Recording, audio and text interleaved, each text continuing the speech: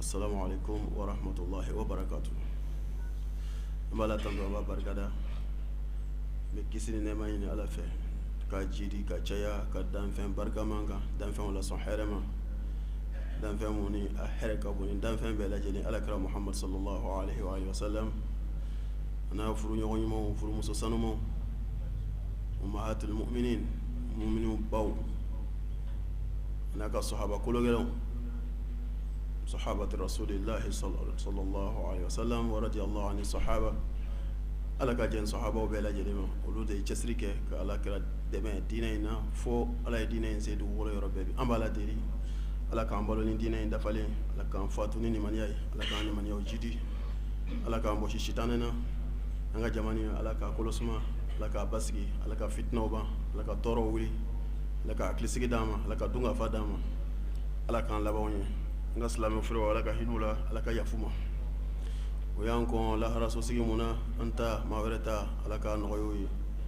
ambe beta jemma ala ka ambeta noya labango ima ala ka dambe ma ala ka amboshi shitanana ala ka anse shitanana ala ka amboshi anni dungana o temale balen ko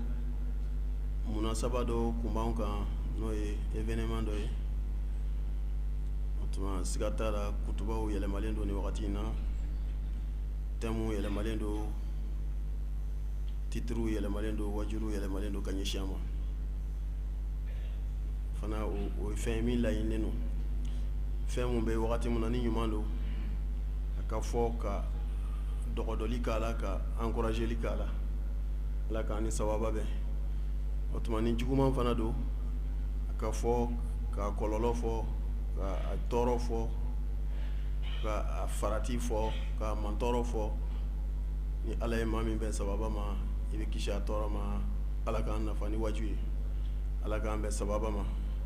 ala ka kishi kabo ala kota nona bela jelen toro ma ala ka kuna ja ala ka nanga dina betanga o événement enjume tout simplement o ni kalo en claim wanduru no temena kunna sin ana clé otuma clé follow no be nana no e 31 kachala rambo chamambe ukala dilibe ni kumainka o munela o bela jelembe fembe black anyeshinima kasobu ke ala ikuma do le fo alquran ngono subhanahu wa ta'ala o kumai be masra ala ikuma jmele fo quran ngono Qur'an sura min be ko suratu Yusuf na to daleno ci de mbayna Yusuf alayhi salam Yusuf suran labana ala ko wa ma yu'minu aktharuhum billahi illa wa hum mushrikun wa ma yu'minu aktharuhum billahi illa wa hum mushrikun Allahu akbar ala ko ni suran bayin kun jawrala suratu Yusuf ko Muhammadu mena kuma do fi nto fuga nyeshin kafiru made nto fuga nyeshin bolisono made nto fuga nyeshin chrétien made nta fuga nyeshin jifu made mais plutôt ba fuga nyeshin munu ko kolu islamo inna lillahi wa inna ilaihi raji'un mena mangutu do fo mangutu imai ma shite fera mangutu imai ma tite fe ika dameni mangutu yin ma shite fe mangutu yin ka foi ma kadaka mai ngamena mangutu yin fo ni suran barka mai na yani suran yin ka datu suratu Yusuf wa mena mangutu yin fo nta fo ka shin dinatiki shima ere no fe ba munu ko la ilaha illallah muhammadur rasulullah sallallahu alaihi wasallam mena mangutu yin fo ka shin olulema mangutu yin koro wa ma yu'minu aktharuhum billahi muhammad ou 90% e no fe bawo imantum munu bena fajiri la munu bena jumana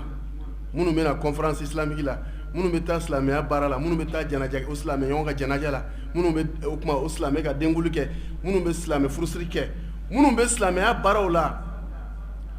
o 90% o ma yu'min aktharuhum ou la chama o majorité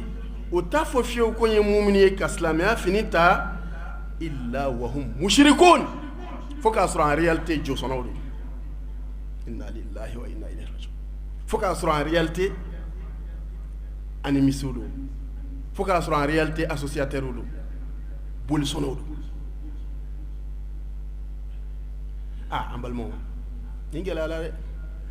alakira ma nin fɔ dɛ sallallahu alaihi wasallam Bukhari ma nin fɔ dɛ nin tɛ muslim kɔnɔ dɛ karamɔgɔkɛ y'an seli ni alikuranɛ min ye n'o ye ala kumakan ye nin bɛ o de kɔnɔ suratu Yusuf ni nin fɔla i bɛ siran munna ala ye nin fɔ ala ka sanu ka bɔ kuma lankolon fɔ ma munna a dun y'a ɲɛsin silamɛw de fana ma o kuma a bɛ silamɛw la o la an balimaw an k'an yɛrɛ kɔlɔsi fɛn o fɛn bɛ kɛ sababu ye k'i ka diinɛ tiɲɛ boli an ɲɛ dɛ boli n'i ka diinɛ ye i ka boli filankafoya ɲɛ i b'a fɔ i bɛ boli wara ɲɛ cogo min na ala kɛra ko wal fitnatu fɛn ala ko subhanahu wa ta'ala wal fitnatu ashaddu wal fitnatu ashaddu min al qatl ka adamaden la fitnɛ a ka k'a kɔnɔ komi ale bɛ ala ko sira kan k'a sɔrɔ a n'ala tɛ sira kelen na a k'a si bɛɛ ban ten ka taa jahanama kɔnɔ a hakili latigɛlen k'ale ye silamɛ ni silamɛw tɔgɔ fɔra a b'a tigɛ kɔrɔta ka sɔrɔ ni silamɛya bɛ i b'a fɔ jɛgɛjala ni baji k'o ka jugu ka tɛmɛ adamaden kuntigɛli kan wal fitnatu ashaddu min al qatl ka maa fitnɛ k'a bɔ ala ko sira kan k'a nɛgɛn k'a bila un pied dedans un pied dehors ni silamɛw wulila a bɛ yen ni maa wɛrɛ wulila a bɛ yen a ka to ten a n'ala t'a la ani sitana t'a la ka to ten k'a si ban ten ka taa jahanama kɔnɔ ala ko k'o ka jugu ka tɛmɛ mɔgɔ faga kan an balima an k'an yɛrɛ kɔlɔsi o la an filɛ ka événement min vécu n'an tɛmɛna a kun fɔlɔ la n'an bɛ taara kun filanan na n'o ye 25 ni 31 ye en réalité silamɛ n'i bɛ fɛ i ka diinɛ ka to i bolo i sen bɔ a la min tɛmɛna n'an t'o dɔn ala ka yafa an ma an participé la minnu na n'an t'a dɔn ala ka yafa an ma mais a dɔlen kɔfɛ a wajuli kɛlen kɔfɛ a kutubaw yɛlɛlen kɔfɛ conférencew kɛlen kɔfɛ a la ni silamɛ o silamɛ ma bila an bɛ siran mankutu min fɔli la i kana jigin a dingɛ kɔnɔ an bɛ siran mankutu min fɔli la i kana jigin a dingɛ kɔnɔ ko adamadenw caman tɛ silamɛya tɔgɔ fɔ fo k'a sɔrɔ musiriku don a sabatila recherche kɔnɔ k'a fɔ an filɛ ka fara maa minnu kan k'u ka fɛti kɛ u ka fɛti in yɛrɛ source ko josɔn don siga si t'o la recherche y'o sabati dɔnnibagaw tilala o la masakɛ dɔ nana a tun bɛ tile bato a tun bɛ tile de bato majusi o tuma bɛɛ bɛ fɛ k'i ka tasira layakubaya bɛɛ bɛ fɛ ka maaw wele ka n'i ka tasira ma donc ale ka tasira in a ye a imposer maaw kan wajibiw ka barika don tileko in na k'ale dɛmɛ k'a ka tileko doctrine layiriwa mais a nana mun ye a y'a ye bɔn ale si limitelen don danbe bɛɛ si la i kɛla maa ɲuman ye o i bɛ sa don dɔ ala k'an laban ɲɛ i kɛla maa lankolon ye o i bɛ sa don dɔ i siranna ala ɲɛ o i bɛ sa don dɔ i ma siran ala ɲɛ i bɛ sa don dɔ silamɛ bɛ sa don dɔ kafiri bɛ sa don dɔ ala k'an kunnaja donc a ye nin expérience sɔrɔ min kɛ pour que ale ka tasira in ka to ten hali n'ale tɛ yen k'i to masaya la i ka fanga bɛ maaw kan mais i tɛ yen i ka fanga bɛ jɔn kan donc sisan pour que o ka to labatoli a ka mun kɛ a y'i da k'i miiri ale ka diinɛ in n'o ye tile labato in pour que o ka sabati o tuma f'a ka maa min kanu bɛ hadamadenw na f'a k'o ka événement dɔ ta k'a tɔgɔ da o la k'o kɛ anniversaire ye nin de sabatila an ka recherche kɔnɔ ani dɔnnibagaw ye min fɔ nin taabolo nin kan n'o ye 25 ni 31 n'an b'i la isa ala ka yafa ma ani silamɛ bɛɛ ani ciden bɛɛ lajɛlen n'an b'i la isa ma bange 25 a den wolo ma kɛ 31 wa ni hakilina nana nabila isa kɔfɛ ala ye nabila isa ka bangeli fɔ ala ma 25 fɔ ala ma 31 fɔ don min na ni tɔɔrɔ bonyana ala kɛra ka sahaba kun fɔlɔw ma maga ne ma ni kisi bɛ kira n'a somɔgɔw ye n'a ko a ye taa jamana dɔ bɛ yen a ye taga yen tɔɲɔli tɛ k'a masakɛ fɛ yen o ye Éthiopie ye silamɛw taara Éthiopie yan'u ka taa Madina silamɛw ye tako fila de kɛ Éthiopie tako fɔlɔ u taara kɔfɛ u ye kibaruya mɛn ko silamɛya ye san sɔrɔ u nana kalo 3 kɔfɛ u tilala ka taga o ye Éthiopie jamana in na yen kafiru m'u to lafiya la olu de y'u tɔɔrɔ maga u fa dugu kɔnɔ ni alakira ko k'u ka taa u ka diinɛ pratiquer masakɛ in fɛ yen parce que a tilelen don n'o ye Abasha ye o don Éthiopie bɛ wele ko Habasha masakɛ tɔgɔ ye ko Abraha Najashi tɔgɔ ye Najashi Abjar Ashama bil Abjar Najashi Abraha ta tɛ Abraha o ye kafiri min ko capital kaba ci nin tɔgɔ ye Ashama bil Abjar Najashi alakira ko maa tilelen don k'u ka taga u ka t'u ka diinɛ pratiquer lafiya kɔnɔ maintenant an ka kuma bɛ jumɛn kan kafiri ninnu y'o même kɛ o y'u ka émissaires ci k'u ka taa u lasegin u ye corruption surafɛn ni sanu ni fɛn kuntan caman di k'u ka taa mɔgɔ ninnu corrompi walasa u ka ninnu lasegin o don masakɛ in ka conseiller n'a ka ministres farala kafiri ninnu kan k'u b'u dɛmɛ parce que o ye bɛɛ ka sanu di ma k'i corrompi walasa n'olu wulila ko ka maa ninnu di u ka masakɛ dɛmɛ u ka olu dɛmɛ ka masakɛ la convaincre alakira ye min fɔ masakɛ la o sabatila sallallahu alaihi wasallam alakira fa inna biha malikan la yuzlam inda ay ta ka diinɛ baara fo ala ka dɛmɛ ka na masakɛ dɔ bɛ yen a tilelen don ma a tɛ tɔɲɔ a bara donc u nana fɔ masakɛ ye ko ka nin mɔgɔ ninnu di u ma kuma surunyana masakɛ ka conseil y'u dɛmɛ ko wayi ko masakɛ ko di ko parce que ko ninnu ye maa lankolon de k'u tɛ magankaw ka taasira la ko wa k'u tɛ chrétien fana na donc k'u nana ni diinɛ kura ye k'u ko ciden kura cilen ma ko donc ko k'o di masakɛ ko wallahi n t'o di fo n k'u lamɛn ne b'o di cogo di ne de y'a bɛɛ ka jamana masakɛ bɛɛ ye ne ka jamanaden de ye maa o maa nana yan dunan o dugulen o bɛɛ bɛ ne ka mara kɔnɔ dɔw nana o kalifa don ne la ne b'olu di cogo di ka sɔrɔ mun wele k'o lamɛn donc alakira ye min fɔ sallallahu alaihi wasallam k'a tilelen don a sabatila ala k'an kɛ maa tilelenw ye o tuma a kɛlen k'u lamɛn u ko non ko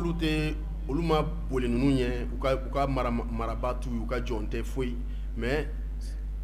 il est dɔrɔn ala ye ciden de ci ka bɔ olu yɛrɛ la u b'a bɔnan dɔn u b'a faso dɔn magankaden 100% don olu b'a jogo dɔn a wulila olu cɛ la o tuma a ko ala y'a ci olu ma k'u ka tugu a kɔ ka ala bato ka ala kɛ kelen ka jɔsɔn ani jogojuguya dabila walasa saya kɔfɛ u ka lafiya u ka taa arijana masakɛ ko ko la c'est sérieux comme ko a bɛ aw yamaruya ni mun ye ko k'a b'an yamaruya ni tiɲɛ fɔ ye ani tilenbagaciya ani sinjiyatugu ani layidu dafa ani jogo ɲumanyaw a b'an fara ka bɔ jogo juguyaw ma ani janfa ani alakota ani kalon ani nanbara ani hasidiya masakɛ ko bon a ko a kɔni aw ye min fɔ tan o ye cidenw ka taabolo de ye a ye jogo minnu fɔ tan ko aw ka ciden ko ala ye min ci aw cɛ la ko ala y'a ci aw ma k'a nana ni diinɛ ye ko silamɛya a bɛ ka taabolo minnu fɔ tiɲɛ fɔ ani dayidufa ani jogobaw ani yafa ani hinɛ ani sinjiyatugu olu ye cidenw ka taabolo ye a ko mais est-ce que fɛn b'aw bolo a nana ni min ye ko ala y'o fɔ a ye i n'a fɔ livre walima kumakan an sela an ka thème ma sisan nin yɔrɔ de la Badara Ali baden kɔrɔkɛ Jafar o bɛnna kan k'o kɛ porte parole ye o ye ko an ka ciden nana ni fɛn ka bɔ ala yɔrɔ a ko a ɲɛfɔ a ye Nabila Isa ba ka histoire ta fo ka taa se Nabila Isa gɛrɛsigɛ sɔrɔ cogo ma nɛɛma ni kisi b'a ye fo ka taa se Nabila Isa bangeli ma a bɛna taa se o niveau ma yɔrɔ min na masakɛ ɲɛji tora ka bɔ ten o y'a sɔrɔ o bɛɛ jɛlen bɛ o bɛ k'a lamɛn a bɛ ka suratu Mariyama kalan verset par verset masakɛ sigilen ɲɛji tora ka bɔ ten buru tilalen masakɛ y'i kunsu ka silence ba kɛ après a y'a kun kɔrɔta bere dɔ tun b'a bolo a ko a ye terrain ci a ko ninnu u ka ciden nana ni fɛn min ani anw ka ciden n'o ye Nabila Isa ye o bɛ min kan a ko a bɛɛ bɛ bɔ nin sira kelen na a bɛɛ bɛ bɔ nin sira kelen na a bɛɛ tɛmɛ sira in tɛmɛ sira fila t'a si la a bɛɛ tɛmɛna nin sira fɛ a ko a ye ninnu ka cadeau d'u ma a y'o ka cadeau d'u ma a y'u ka sanu n'u ka magan yiriden tamaro qualité belebele ninnu a y'a d'u ma ne ala bɛ ne ka fanga segin ma don min na ne ma corruption di ala ma parce que masakɛ in fa de tun ye masakɛ o y'a faga o y'a assassiné masakɛ fitininama a bolila ala y'a k'a segilen ala ye fanga segin a ma a ko donc ala bɛ ne ka fanga segin ma don min na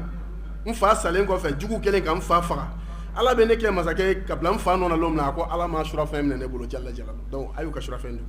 a ko aw b'a ka so tant que ni aw kɔni bɛ yan ni ne balola aw bɛ balo hɛrɛ la Amru ko halisa an bɛ ka na an ka thème ma ala k'an sabali Amru ninnu dimina u ko ko ni dugu jɛra olu bɛ taa makan u malolen donc u perdilen Amru dusu cɛn kojugu ko a to ɲɔgɔn cɛ ma ko walayi sini n bɛna kuma dɔ fɔ masakɛ n b'a ni mɔgɔ ninnu bila ɲɔgɔn na u m'a fɔ k'u ye kelen yan u bɛ fara sini a terikɛ ko Amru ko kana kɛ dɛ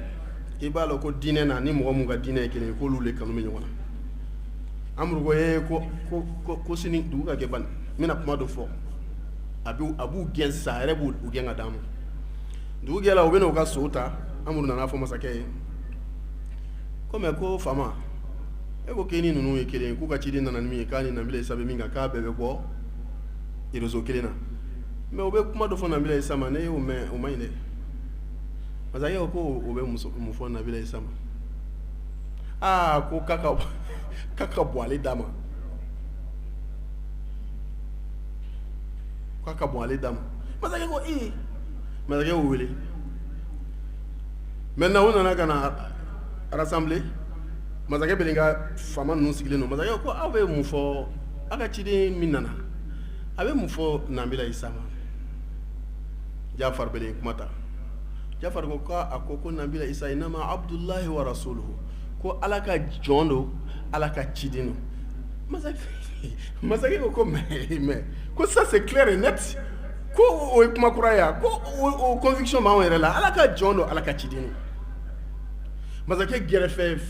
maa jugu ninnu conseil jugu jɛɲɔgɔn jugu ninnu bɛɛ ye mankan kɛ ten a ko walaw nahartum a ko hali n'aw gɔrɔntɔla a ko o ye tiɲɛ de fɔ donc an balima an bɛ fɛ ka na ni jumɛn sisan ninnu bɛ taasira min kan n'u y'a yɛlɛma bi yɛlɛmaba de don a la n'u t'a ɲuman o de tun ye k'a fɔ Nabila Isa ye ala ka jɔn ye ala ka ciden wa silamɛw bɛ o de kan silamɛw b'o de kan dɛ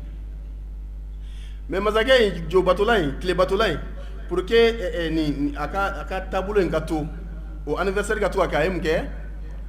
a ye nin yɛlɛma k'a fɔ ko Nabila Isa ka bangeli ale de ye faama ye dustur b'ale de bolo constitution b'ale de bolo bigi ale sago bɛ bigi la a sago bɛ justice la n'a ko ka min kɛ o b'o de kɛ o don n'o tɛ a bɛ bɔ ne jigi kan ko k'a sɛbɛn donc ale ka jo in a ka san yɛlɛma n'o ye 25 ni 31 ye ko k'o tɔgɔ la Nabila Isa la ka d'a kan Nabila Isa kanu bɛ maaw yɔrɔ donc n'o kɛla mɔgɔw b'a fɛ a source ye joko de wa an bɛna kabako dɔ fɔ walasa kuma in ka faamu ala k'an dusukun nɔrɔya an ka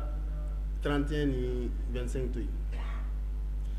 an ye kibaruya dɔ mɛn silamɛw ka mɔni kɔnɔ kɔsan na inna lillahi wa inna ilaihi rajiun ala kan'o kɛ tiɲɛ ye dɛ n'o kɛla tiɲɛ ye Mali a gɛlɛyara wallahi n'o kɛla tiɲɛ ye a gɛlɛyara dɛ ko kurananjigi dabilabali mun bɛ sen na ani san saraka bɔ dabilabali mun bɛ sen na an ka dugu san saraka bɔ ye nin ye an ka bɛ taa kuranna sarakati bɔ an ka maakɔrɔbaw ye an ka dugu kurananjigi ye nin ye san yɛlɛma ye o min bɛ dabilabali min bɛ sen na k'a caman ye jinɛ labatoli a caman ye jinɛ labato ye masakɛ in ye Nabila Isa tɔgɔ ta ka don a ka tile bato anniversaire la walasa u ka to kuda ye cogo min na maaw ka to k'o fêter ko silamɛ dɔw fana kɛlen don layiru b'o ni jinɛw cɛ jinɛ in tɔgɔ yɛrɛ fɔla an ye o tuma walasa ka to ka jinɛ in bato san kɔnɔ o bɛ kuranna tɔgɔ don ka d'a kan kuranna kanu bɛ silamɛ ɲɛnɛman bɛɛ la n'i ko Mali ma sisan ko kurananjigi bɛ n fɛ yen n'a ma presse a bɛ yen ni ci digolen t'a la a bɛ yen n'i ko karamɔgɔkɛ ma sini ye n ka kurananjigi ye ni ci gɛlɛn t'a bolo a bɛ yen o la pour que mɔgɔw kana ale dɛmɛ a ka nin jinɛ bato in na a bɛ kuranna kɛ tɔgɔ ye mais en réalité sarakati minnu bɛ bɔ olu ye apparence ye n'o y'a dɛgɛw n'a sogow n'a tamarow ye mais misi min bɛ faga jinɛ yɛrɛ ale yɛrɛ de b'o kɛ o don an balimaw nin bɛ mɔgɔ siran dɛ o la adamaden f'i ka janto i yɛrɛ la wallahi diinɛ ye ala de ta ye ala tɛ diinɛ in to nɔgɔ la n'i ye diinɛ in ma mun cogo cogo ala bɛ diinɛ in tiɲɛ jira a kanubagaw la donc ko nin kɛbaga de fana ka ca silamɛw la bi u b'a publicité kɛ k'a fɔ kalo tile hakɛ in o y'an ka san kɔnɔnantigi ye walima o y'an ka maakɔrɔbaw ka sarakati bɔ san yɛlɛma ye walima o ye nin ye o ye nin ye i n'a fɔ aw yɛrɛ b'a mɛn cogo min na n'a dogolen tɛ maa si la mais a source o ye jinɛ ka rendez-vous le ye jinɛ labato le ye adamadenw bɛ wele ka kuranɛ kɛ tɔgɔ ye walasa jama kana a dɛmɛ mais a bɛ bagan min faga bagan kelen b'a la o bɛ ka faga jinɛ de ye ka da k'a dabɔla jinɛ le kama a ma dabɔ kuranɛ kɔnɔ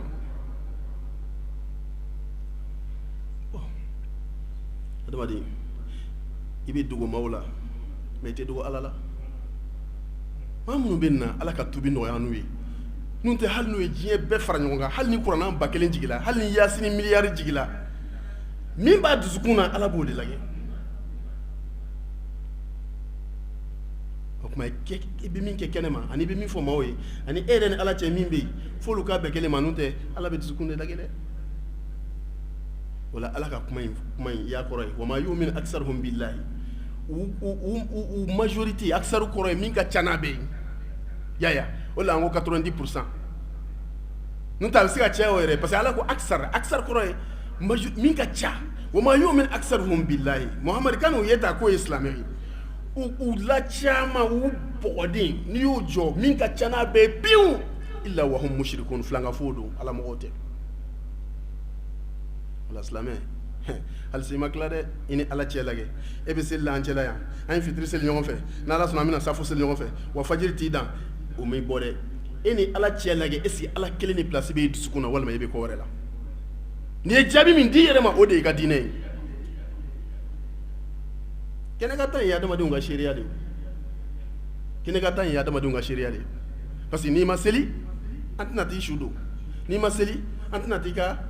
den wulila n'i ma seli an tɛna t'i ka jɛnajɛ la n'i ma seli an tɛna i ka ko ta ba la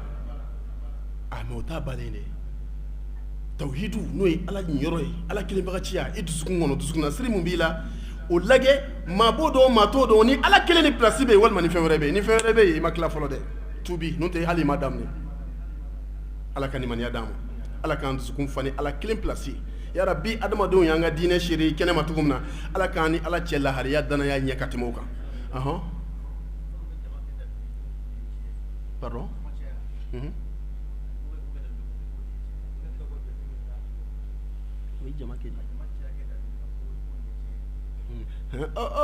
bon o kelen tɛ an b'o thème kelen la o jama cɛya tɛ prévu o ala ko wa ma yu'minu aksaruhum billahi illa wa hum mushrikun ko caman baden o bɔgɔden dɛ o caman de bɛ fili laminɛ et puis tiɲɛ tɛ dɔn ni hadamadenw caya ye ni tiɲɛ mɛ dɔn hadamadenw caya ye n ko hadamadenw ye mɔgɔ miliyari 7 le bi o t'o fɔ silamɛ ye joli miliyari 2 miliyari 5 ni miliyari 2 la ture jumɛn ka ca wala ka bɔ o yɔrɔ i b'a dɔn kaba ala ye diɲɛ dan tiɲɛ ka dɔgɔn nkalon de ka ca wala k'a fɔ ko i m'a ye nin jama b'a nɔfɛ ayi o tɛ prévu ye ibnu diinɛ cɛba dɔ tɛmɛna karnu sadis ala kɛra fatu san 600 na ka don 7 na sallallahu alaihi wasallam silamɛya cɛba dɔ nana ibnu taymiya a ka gɛlɛn diinɛtigiw ka wajuli kɛ walima ka kutuba kɛ n'o ma tɔgɔ fɔ tellement a ye baara kɛ diinɛ kɔnɔ dɔw yɛrɛ ko ala tun ye lɔnni min d'a ma ko umar bunu khattab ka lɔnniya tun b'a la parce que a tun bɛ baara min kɛ kabakolo don dɔ la silamɛw kafiriw bɛɛ fara ɲɔgɔn kan k'u bɛna silamɛya kɛlɛ o su ale de tun ye silamɛw ka ɲɛmɔgɔ ye mɔgɔ minɛna ka na a ma silamɛw la a ma sɔn a yafalen ma a ma sɔn ka sariya boli kan e b'o faamu cogo di a fɔra ni zon ye sonyɛli kɛ ko ka a tigɛ tigɛ a fɔra ni mɔgɔ ye jɛnɛya kɛ o tuma ni min ka kan o ka bɔ a la n'a ye furu kɛ a ka bon ka a farala kɛru n'a ma furu kɛ ni cɛ gana la walima muso gana la a ka bɔ gɛnya 100 mais nin su sini silamɛw ni diɲɛ kafiri bɛɛ bɛna kɛlɛ maa miliyɔn joli o ni silamɛw bɛna kɛlɛ maa o maa minɛna ka na o su silamɛw la k'a ye nin kɛ a yafalen ma mais après lɔnnibagaw nana tiɲɛ segin a ma o kama mun na ye nin kɛ ala dun y'a fɔ ko n'i ye sonyɛli kɛ i bolo ka tigɛ o di ye zon minɛ ka na e yafa la a ko wɛ a ko olu ye bolofaraw ye walasa ka diinɛ tanga an ka balo ka ɲɛ a ko mais sini o bɛ fɛ ka diinɛ yɛrɛ le dili bɔn o bɛ fɛ ka jiri yɛrɛ le bɔn sini donc an bɛ ju in makaran an bɛ bolofara in to yen fɔlɔ Allahu akbar ni ala ma hinɛ la kitabu kalan dɔrɔn tɛ nin lɔnniya d'i ma dɛ a ko bolotigɛ ani gɛnyɛla bɔli ninnu o ye walasa société ka balo hakilisigi ni i muso ka k'i ta ye o tuma manamana kana k'a la a ko mais sini ko jugu bɛ fɛ ka na silamɛya yɛrɛ le ju bɔn donc k'an ka ju in makaran a yafara bɛɛ ma Umar ye nin kɛ Umar ka waati la kɔngɔ la famine ala k'an kisi a ma ja kɔngɔ nana sanji bɛrɛ foyi ma jigin dugukolo kan suman foyi ma den kɔngɔ kɛla kɔngɔ a bɛ maaw faga fo Umar ko bon dutigi bɛɛ ka bɔ burusi kɔnɔ ka na ka d'a kan ale tɛna se ka wuli ka bɛɛ recenser mais bɛɛ ka na Madina dutigi bɛɛ ka déplacer n'ale sila to la o bɛ si to la n'a sila tulu la o bɛ si tulu la ko bɛɛ ka na o san a ye bolotigɛ kiti Umar y'a wuli ka d'a kan o san dutigi hɔrɔn hali alimami n'Ala ma fara a kan a tigɛ bɛ ta walasa a bɛ taa ka denbaya balo cogo min na foyi tɛ kɔngɔ bɛ ɲini ka denmisɛnw faga bon ninnu ye lɔnni ye Allahu Akbar ninnu ye irhasɔtuw le c'est-à-dire pour que ala ka nin d'e ma o y'an ka taa ye sa dɛ ala ka nin maniya d'an donc o la a ko bɛ bɔla 31 ni 21 na a bɛ ka yɛlɛma silamɛw yɛrɛ de cɛ la yala nin tɛ n ka mɔgɔkɔrɔba ka kuranna kalan o tɛ 31 ko ye o tɛ 25 ko ye mais ko a caman source ye jinɛ labato ye a bɛ k'a ni jinɛ ka rendez-vous le matarafa ka kuranna kalan kɛ k'o mamu walasa jama ka taa participer effectivement kuranna de kalan parce que o de tɔgɔ fɔla publicité la o de fɔla télé la o de fɔla radio la kuranna de kalan kuranna yɛrɛ bɛ jigin saraka law yɛrɛ bɛ kalan fatiha bɛ ta mais a base ye jinɛ ka rendez-vous le ye ale ani ala ani jinɛ olu de b'o dɔn k'i b'a sɔrɔ n'a ye saga 40 faga n'a ye saga 20 faga saga kelen bɛ yen o ye jinɛ ta ye wa a dabɔla o de kama o bɛ faga jinɛ le an balimaw wa ma yu'min aksaruhum billahi illa wa hum mushrikun donc adamaden i mana kɛ cogo o cogo ala ɲɛ b'i la tilen dɔrɔn o la wagati min natɔ ni tile 3 walima tile 4 a bɛna se n'i bɔra sisan i bɛ yɛlɛma ye dugu kɔnɔ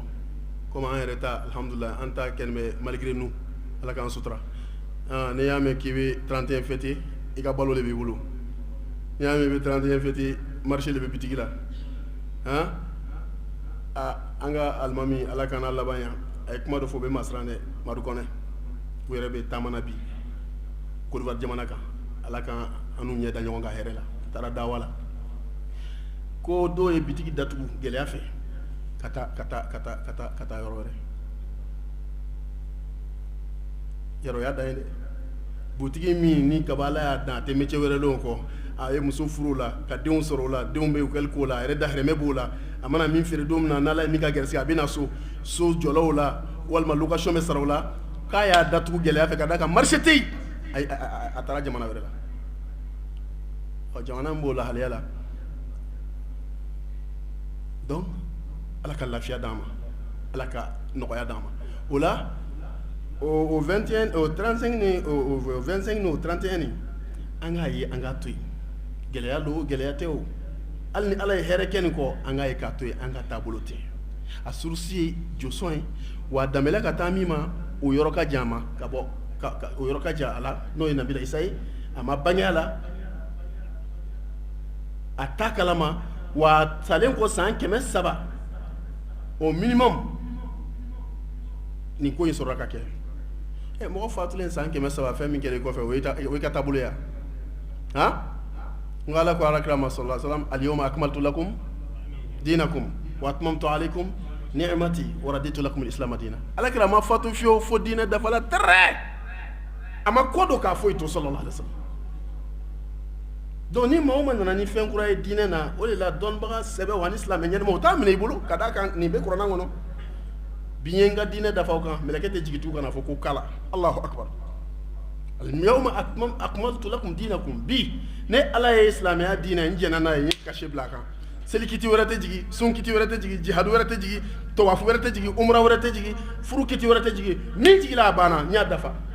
c'est fini terminé wa atmamtu alaykum ni'mati n y'a kanu ni diinɛ nɛɛma min ye n'i y'a kɛ ni n b'a nɔrɔ d'i ma n'i y'a kɛ ni n b'a dusukun lafiya d'i ma n'i y'a kɛ ni n b'i balo cogo ɲɛ ni n b'i ka nimaniya jidi ni n b'i wasa n y'o dafa o kan wa raditu lakum al-islam diina diinɛ min ni n bɛ jɛn n'a ye n'i sala n'i bɛ lafiya saya kɔfɛ fo ka taa dugukolo wuli tugun ça c'est l'islam donc nin kɔfɛ n'e nana ni manamanakan wɛrɛ ye mɔgɔ t'o minɛ o tɛ ɲa bon Nabila Isa fana bɛ ten a fatulen san 300 ni yɛrɛ sa o kɛlɛ in bɛ sɔrɔ ka na ni taga da la ko a ka bangeli san yɛlɛma o la silamɛ i yɛrɛ kɔlɔsi ala ye fɛn d'i ma ala kɛra taalen Medine misi bagayo sallallahu alaihi wasallam a taara madinɛkaw sɔrɔ u bɛ fɛti caman kɛ a ko ala ye aw wasa ni fɛtiba fila ye ala ye fɛtiba fila ordonné ka tɔ ninnu annulé idul adha wa idul fitr selinjini ani seliba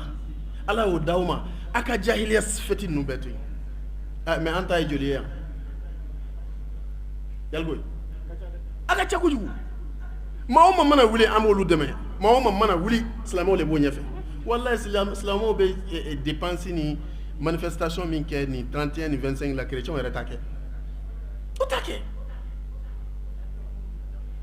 han o y'a fɔ voilà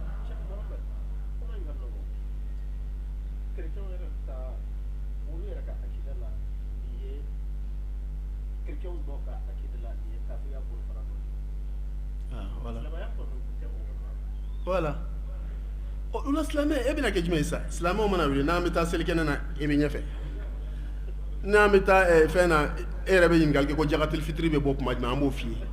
ni nin fana daminɛna maa tɛ sɛ san k'i bɔ ni nin daminɛna maa tɛ salati san k'i bɔ o tuma e bɛna kɛ jumɛn han o tuma silamɛ f'a ka lɔn k'a fɔ nin ye ka diinɛ fɛ ko ye nin ye ka diinɛ tana ye ni silamɛ kɛra ko tana t'i la i tɛ silamɛ ye dɛ ni silamɛ kɛra ko tana t'i la i tɛ silamɛ ye ou bien a bɛ fɛ ka kɛ burusi kɔnɔna n t'a tɔgɔ fɔ olu ka misiriwelila ye bagayogo kɔni t'o ye ale y'o mun kɛ ni lajɛli wagati sera a bɛ misiri wele silamɛw ye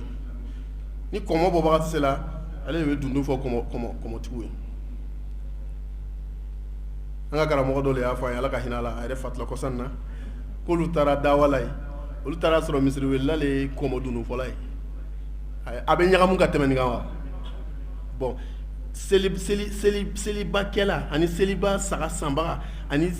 ka fini kalan i n'i ka denbaya la ani ka dumuni duman tobi o kɛbaga seliba la ani maa min fana bɛ 31 fana fêter k'o fana fini fana kalan k'o dumuni dumanw ni o mokaw ni o fɛnw o ni misiriwelila nin bɛɛ ye kelen ye a bɛɛ ye kelen c'est à dire ni min wulila e bɛ yen e bɛ silamɛw ka misiri wele e bɛ bamananw ka kɔmɔdundu fɔ hasbunallahu wa ni'mal wakil bon n'o kɛla dɔrɔn o ye sitana kɛlen ka a sago sɔrɔ donc ala ye min fɔ o de jɔ la wa ma yu'min aksarahum billahi illa wa hum mushrikun kan'o caman ye tan u ka diinɛ tiɲɛnen don an balimaw ala hinɛna anw na a ma kuma dan kitabu ma ka da kan an bɛɛ ma kalan o tɛ ala ka nimaniya d'an ma a ma dan misiri kɔnɔna wajulu ma ka da kan bɛɛ tɛ misiri sɔrɔ ala k'an sabati k'an fara misiri sɔgɔbaraw kan ko dɔ kɛla kɔsan na diinɛ baarakɛla dɔ ye an invité don dɔ la a mɛnna dɔɔni an tilenna fɛ yen an bɛna dumuni kɛ an ni alimami minnu bɛ dumuni kɛ la o ye kuma dɔ fɔ o fana ye kabako ye dɛ o tɛ kuranna kɔnɔ dɛ o tɛ ala kira ka wagati ye dɛ sɔlɔsɔlɔ o ye anw mun bɛ yan an ka wagati le k'u ka diinɛ baarakɛlaba dɔ fatula ni mɔgɔ fatula o n'an bɔra kaburu la ala k'an ka saritikan jɛ ala k'an laban ɲɛ an yɛrɛ bɔra silamɛ tɔgɔtigi dɔ ka janaja la wula in na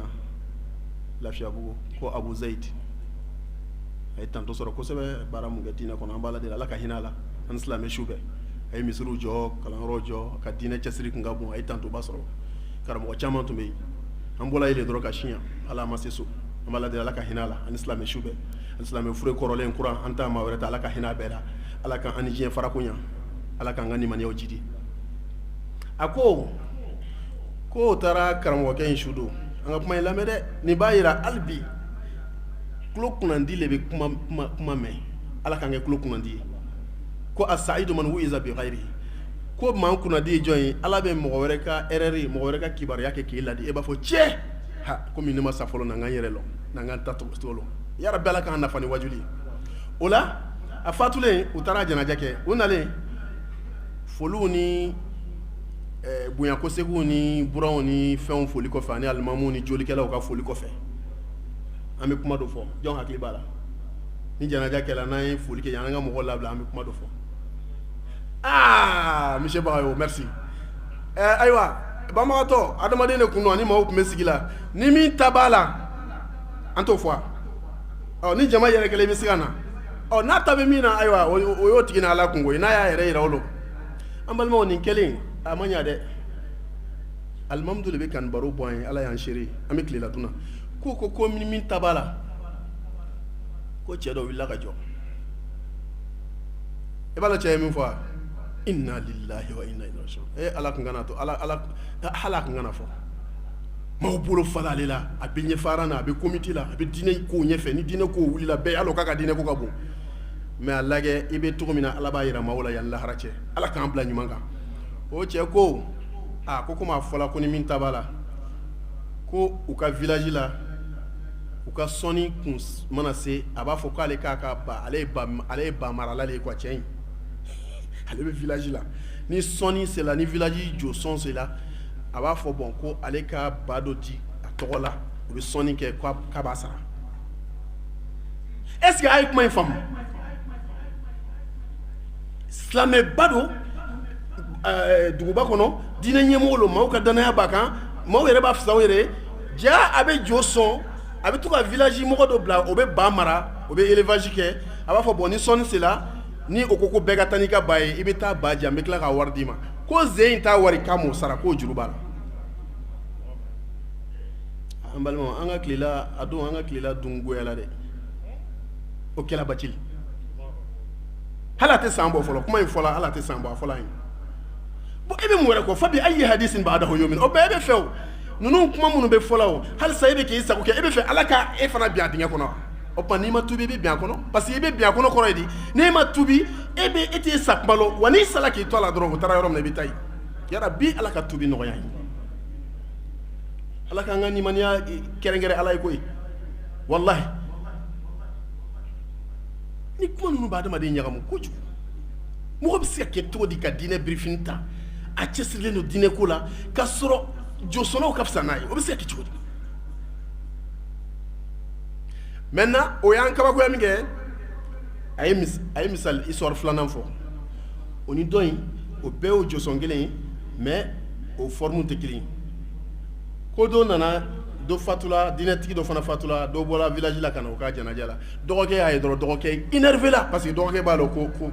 ko jɔsɔnna don pourquoi a bɛ na ale kɔrɔkɛ ka janaja la ja dɔgɔkɛ m'a faamu maintenant ale dimina o nana to ka wari bila sarakati minɛn kɔnɔ a ye 2000 francs voilà alhamdulillah je me rappelle a ye 400 a ye 400 bɔ k'a b'a bila a dɔgɔkɛ ko non ko a k'a ka wari ta ka bɔ yen parce que ale b'a dɔn mɔgɔ min don donc a kana a ka wari bila wari a nɔgɔlen don a kana a ka wari bila ale kɔrɔkɛ fɛngɛ a fana dusu y'a kɛ a y'a bara ci cogo di merci a ko hey ko dɔgɔkɛ bɛ ɲugula ale la ko ale ma na yan kɔrɔkɛ ka diinɛ ko la koyi a ko mais olu ka village la ni jotigi tɛ yen kɔrɔkɛ le ye vice président ye ale nana jo le représenter donc ko ale ka 400 minɛ ale ni kɔrɔkɛ bɛɛ ye kelen hasbunallahu wa ni'mal wakil bon ala bɛ ka nin secret ninnu de dada kɛnɛ kan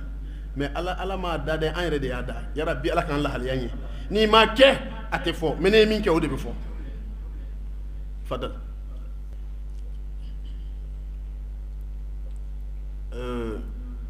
comme wagati tɔ man jan an bɛna seereya dɔ fɔ min b'a yira silamɛ la i k'i kɔlɔsi maa wɛrɛw ka diinɛ fɛtili la maa wɛrɛw ka san yɛlɛma fɛtili la i k'i wasa don i ka seliba n'i ka selinjini na